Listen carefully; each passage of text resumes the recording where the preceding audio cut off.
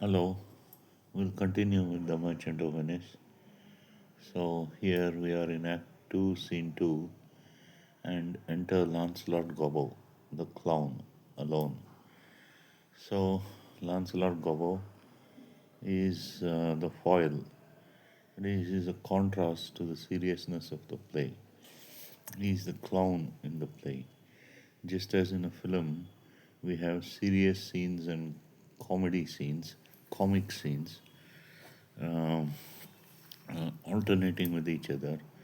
Here also we have a comic scene by the comedian or the clown Lancelot Gobbo. So he enters alone, and Lancelot says, "Certainly, my conscience will serve me to run from this Jew, my master. The fiend is at my hand, at mine elbow, and tempts me, saying to me, Gobbo, Lancelot Gobbo, good Lancelot, or good Gobbo, or good Lancelot Gobbo, use your legs, take the start, run away. My conscience says, no, take heed, honest Lancelot, take heed, honest Gobbo, or as aforesaid, honest Lancelot Gobbo, do not run, scorn running with thine heels. Well, the most courageous fiend bids me pack. Fear, says the fiend. Away, says the fiend. For the heavens rouse up a brave mind, says the fiend, and run. Well, my conscience hanging about the neck of my heart says very wisely to me, my honest friend Lancelot, being an honest man's son, or rather an honest woman's son, for indeed my father did something smack, something grow too. He had a kind of taste. Well, my conscience says, Lancelot, budge not. Budge, says the fiend. Budge not, says my conscience. Conscience, say I, you counsel well. Fiend, say I, you counsel well. To be ruled by my conscience, I should stay with the Jew, my master, who, God bless the mark, is a kind of devil. And to run away from the Jew, I should be ruled by the fiend, who, saving your reverence, is the devil himself. Certainly, the Jew is the very devil incarnation. And in my conscience is but a kind of hard conscience to offer to counsel me to stay with the Jew. The fiend gives me the more friendly counsel. I will run, fiend. My heels are at your commandment. I will run. So, what Lancelot is saying here is that he is undecided as to whether to stay in the service of Shylock the Jew or to take his chances in the service of another master. So he's debating within himself, and while he's debating, he has two sides to the debate. One side of his mind is his conscience. Conscience is the good part of the mind, which endeavors or which tries to make him be steady and steadfast in the service of Shylock. But on the other hand, he has the devil also within him, and the devil counsels him to run, to leave Shylock's service and find service in, for another master. So he's debating within himself, and the two sides of the debate are represented by his conscience, which is the good part of his mind, and what he calls the fiend or the devil, which is the bad part of his mind. So Lancelot says his conscience will ask him to run from the Jew, his master, that is Shylock. But the fiend, that is the devil, that is the evil part of his mind, the bad part of his mind, is also at is also counseling him, is also advising him, and tempts him, saying to Lancelot, Gobbo, Lancelot Gobbo, good Lancelot, or good Gobbo, or good Lancelot Gobbo. The fiend counsels him to run, use his legs, take the start of the race, and run away from Shylock. Uh, but his conscience intervenes, interrupts him, and says, asks him to take heed, asks him to be advised, and he said, and the conscience says, "Do not run, scorn running with thine heels." So it asks him to stay in the service of Shylock. But again, the fiend or the bad part of his mind interrupts and bids him to pack his bags, and asks him to run. And it encouraged him by saying that the heavens rouse up a brave mind. So uh, only brave people will take their chances. Uh, uh, the people want a sort of routine. People want a sort of steadiness in their lives, and they'll strive to get this routine, to get this steadiness in their lives. But only the brave people want to be adventurous. They want to take their chances outside in the world, away from whatever whatever routine they have been used to. So, uh, in the fiend counsels or advises Lancelot, it says, "The heavens rouse up a brave mind." So, uh, so if Lancelot were to be brave and run away, then the heavens in themselves would smile upon him, says the fiend.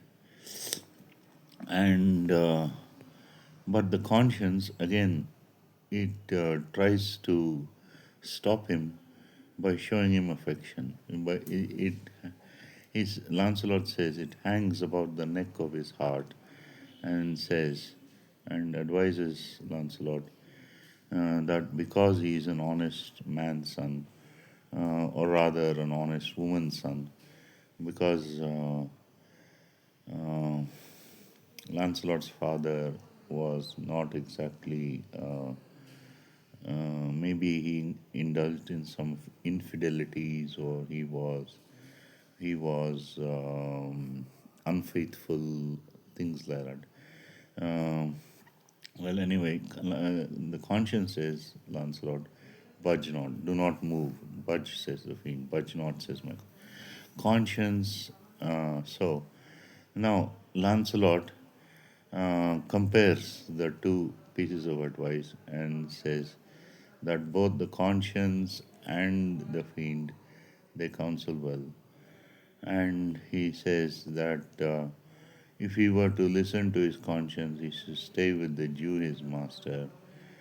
But the Jew is a kind of devil, and to run away from the Jew, he should be ruled by the fiend, who, saving your reverence, is the devil himself. So the devil himself seems to be counseling Lancelot to run away from Shylock.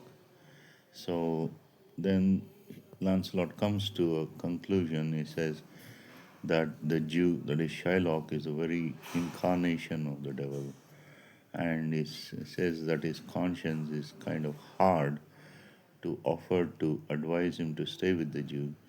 So Lancelot decides that the fiend gives him more friendly advice or counsel, and he decides to leave Shylock's service. He says that he will run, and he is at the command of the fiend, and he decides to leave Shylock's service. Now enter old Gobbo with a basket. Old Gobbo is the father of Lancelot. And so Lancelot's father is carrying a basket. Gobbo, Master, young man, you, I pray you, which is the way to Master Jews? So old Gobbo asks Lancelot the way to Master Jew, that is Shylock's house, because old Gobbo wants to see his son Lancelot. Old Gobbo knows that Lancelot is in the service of Shylock, so he asks Lancelot the way to Shylock's house. And old Gobbo is he cannot see properly, so he does not recognize Lancelot, his son Lancelot, aside. So Lancelot says something in a way that the audience of the play can hear what he says, but old Gobbo, the other character on the stage, cannot hear what he says. So Lancelot recognizes his father and he says, "O heavens, this is my true begotten father, who, being more than sand blind, high gravel blind, knows me not. I will try confusions with him." So Lancelot knows that his father is blind. He cannot see anything beyond a feet away from him. He is sand blind and high gravel blind, and he does not recognize his son Lancelot. So Lancelot decides to play a joke on him, or he'll try confusions with him. Old Gobbo says, "Master, young gentleman, I pray you, which is the way to Master Juice?" So Lancelot gives a set of directions. Turn up on your right hand at the next turning, but at the next turning of all, on your left, marry. At the very next turning, turn off no hand, but turn down indirectly to the Jew's house.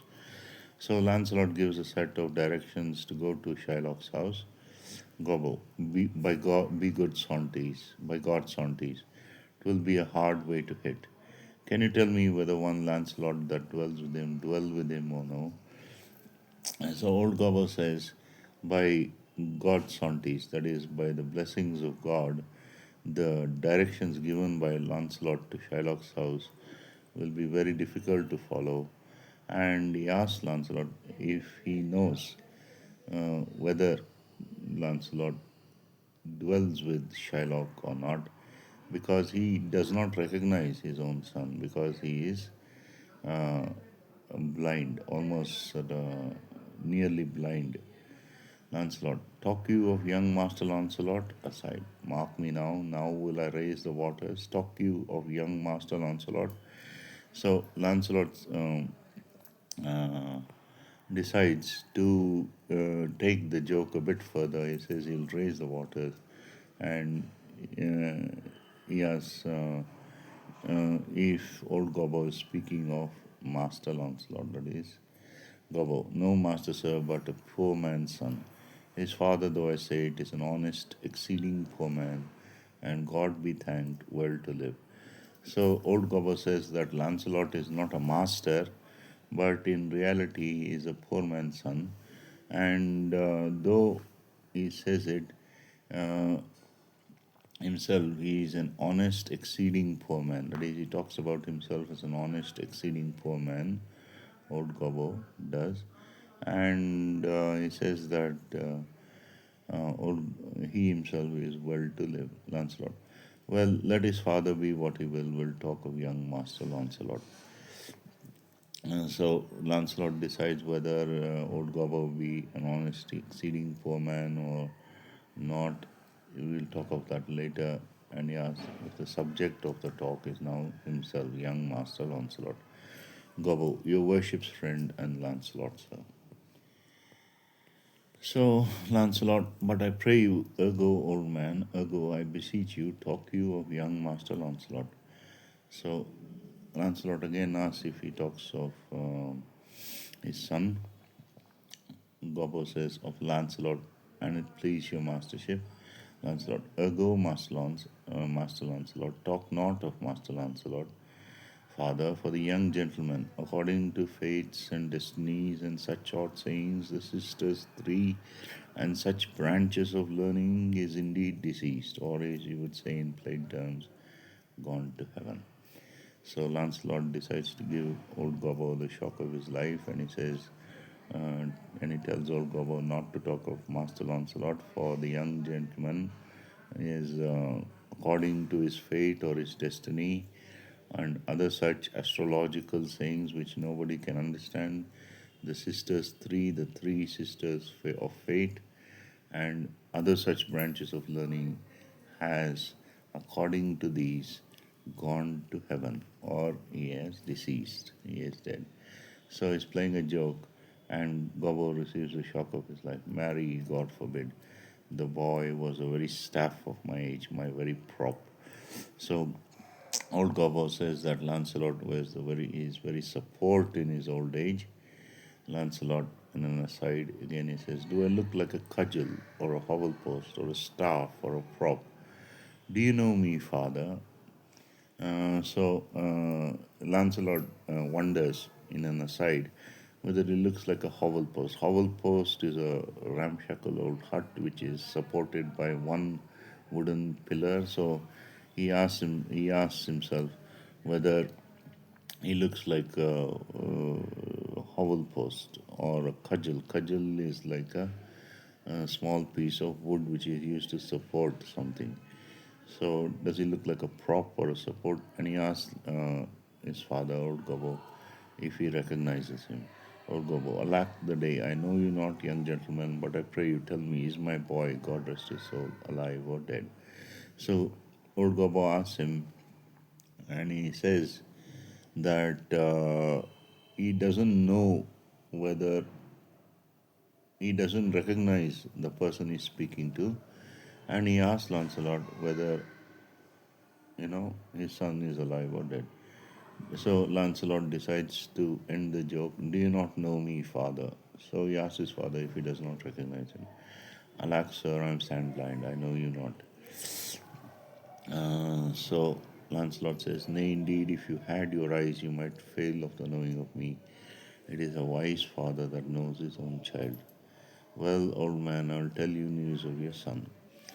Uh, he kneels, give me your blessing. Truth will come to light. Murder cannot be hid long. A man's son may, but in the end, truth will out. So Lancelot says that he will reveal himself. He will give news of his son to old Gobbo, and he kneels in front of his father and asks him to give his blessing to him. And he says that truth will come to light. No matter how much you try to hide the truth, it will come to light. And things like murder cannot be hid for long. A man's son may be hidden, but in the end, truth will come out and it will see the light of day. So he says that he himself is old Gobbo's son. So he reveals himself.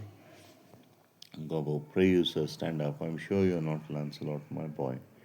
Lancelot, pray you, let's have no more fooling about it, but give me your blessing. I am Lancelot, your boy that was, your son that is, your child that shall be. So Lancelot says that he's had enough of joking and he doesn't want to fool about anymore. He asks old Gobbo to give his blessing and he says that he is Lancelot. Uh, he was once old Gobbo's boy and now he is old Gobbo's son. And in the future, he will be the child that old Gobbo has. Gobbo, old Gobbo says, I cannot think you're my son. Lancelot, I know not what I shall think of that, but I am Lancelot, the Jew's man. I'm sure Marjorie, your wife, is my mother. So Lancelot says, I don't know, he doesn't know what he will think when old Gobbo says that he is not his son. And he says that he is indeed Lancelot, the servant of Shylock the Jew. And he reveals old Gobbo's wife's name, that is his mother's name, Marjorie. Old Gobbo says, her name is Marjorie indeed. I'll be sworn if thou be Lancelot, thou art mine own flesh and blood. Lord, worship mighty be, what a beard hast thou got. Thou hast got more hair on thy chin than Dobbin, my Phil horse, has on his tail. So, so old Gobbo says that his wife's name is indeed Marjorie, and he says that Lancelot is his own flesh and blood, and he feels Lancelot's face, and he says that Lancelot has got a beard, and the beard of Lancelot has got more hair than Dobbin, the horse, his horse has on his tail. Lancelot standing up. Uh, Dobbin's tail, it would seem then that Dobbin's tail goes backward. I'm sure he had more hair on his tail than I have on my face when I last saw him. So Lancelot stands up and says that he's sure that Dobbin the horse had more hair on his tail than he has on his face when he last saw Dobbin. O Lord, how art thou changed? How dost thou and thy master agree? I bought him a present. How agree you now? So old Gobbo asks for news. He asks how the relations are with Shylock the Jew, Lancelot's master. Do they agree? And old Gobbo says that he's bought Shylock a present. Well, Lancelot says, "Well, well, but for mine own part, as I have set up my rest to run away, so I will not rest till I have run some ground." So Lancelot says that as far as he is concerned, for his own part, he has decided to run away, so he will not rest till he has run some ground. And he says, "My master is a very Jew. Give him a present. Give him a halter." So he says that Shylock is a very Jew. That is, Jews are known for their cruelty in money lending and in their business dealings. Yeah, so he asks, "Give him a present, give him a halter." Halter is hangman's noose. "I am famished in his service." So Lancelot says that he is become thin or famished, is starving for want of food in the service of Shylock. He may tell every finger I have in my ribs. So there's a play on words here. He says that he can tell every finger he has with his ribs. What he means is he can tell every rib he has with his fingers. So he can feel the ribs because he's not eaten anything and in the service of Shylock. So Lancelot says that he's glad old Gobbo has come. "Give me your present to one Master Bassanio, who indeed gives rare new liveries." So Lancelot asks old Gobbo to give his present to old Master Bassanio, whose service Lancelot wants to enter.